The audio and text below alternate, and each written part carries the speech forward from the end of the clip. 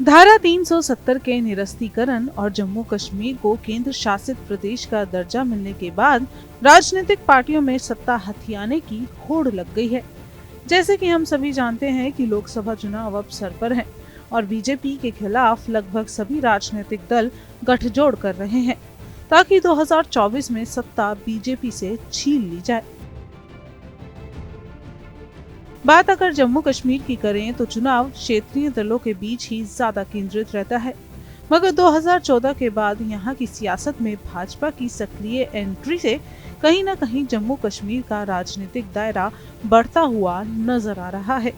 वहीं इंडिया गठबंधन के सहयोगी बनने से जम्मू कश्मीर के प्रमुख क्षेत्रीय दलों नेशनल कॉन्फ्रेंस और पीपल्स डेमोक्रेटिक पार्टी की पहचान देश के राजनीतिक दायरे से ज्यादा स्पष्ट हुई है। इसकी वजह ये बताई जा रही है कि धारा 370 को लेकर कांग्रेस के स्टैंड से इत्तेफाक न रखते हुए भी क्षेत्रीय दल विपक्षी गठबंधन में कांग्रेस से जुड़ रहे हैं।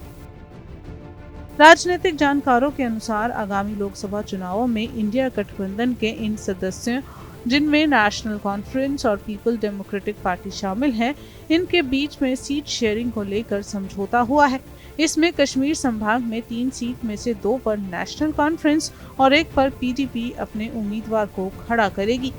इसी समझौते को भांपते हुए जम्मू कश्मीर के 2 अन्य क्षेत्रीय दलों में आपसी समझौता करने की संभावना जताई जा रही है।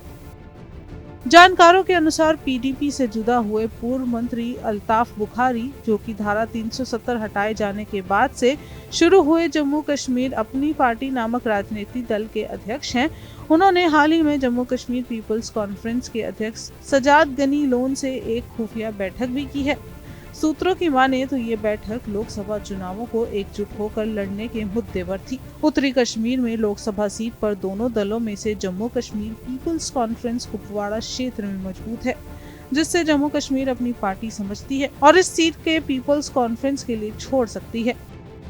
वहीं श्रीनगर की सीट पर जम्मू कश्मीर अपनी पार्टी की पकड़ अच्छी है, जिस कारण पीपल कॉन्फ्रेंस ये सीट उनके उम्मीदवार के लिए छोड़ सकती है। जम्मू संभाग में 2 लोकसभा सीटें हैं, जिन पर भाजपा का फिलहाल कब्जा है। आगामी लोकसभा चुनावों में जम्मू कश्मीर नेशनल कॉन्फ्रेंस और महबूबा मुफ्ती की पीपल्स डेमोक्रेटिक पार्टी कांग्रेस को इन दोनों सीटों पर अपना सहयोग दे सकती है। 2019 में हुए चुनावों में कश्मीर की 3 लोकसभा सीटों में उत्तरी कश्मीर से नेशनल कॉन्फ्रेंस के अकबर लोन, श्रीनगर से नेशनल कॉन्फ्रेंस के अध्यक्ष फारूक अब्दुल्ला और दक्षिण कश्मीर लोकसभा सीट से पूर्व जस्टिस और नेशनल कॉन्फ्रेंस के हसनैन मसूदी विजय पा चुके हैं, जबकि जम्मू संभाग में 2 सीटें भाजपा के खाते में आई थी और अब 2024 के लिए ये सभी क्षेत्रीय पार्टियां कांग्रेस के साथ गठबंधन को तैयार हो चुकी हैं, क्योंकि सभी विपक्षी पार्टियों का एक ही एजेंडा है कि 2024 में बीजेपी को सत्ता से हटाया जाए।